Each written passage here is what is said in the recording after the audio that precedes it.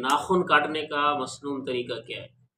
یہ بہت سارے احباب دوست پوچھ رہے ہوتے ہیں، عام فہم مسئلہ ہے کہ ناخن کاٹنے کا مسنون طریقہ کیا ہے۔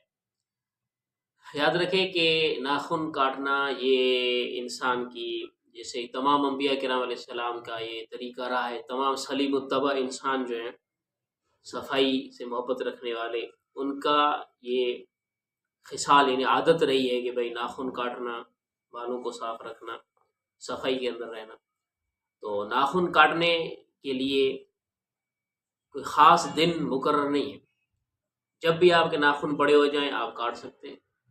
البتہ آداب کے باب میں علماء کرام نے اس بات کو پسند فرمایا ہے کہ جمعے والے دن ناخن کو تراشے جائیں، یہ افضل ہے، ورنہ پھر ہفتے میں آپ ناخن تراشیں، اور بڑے ہو جائیں تو 15 دن میں آپ ناخن تراش سکتے ہیں۔ کم سے کم جو مدت ہے وہ آپ اپنی صفائی کے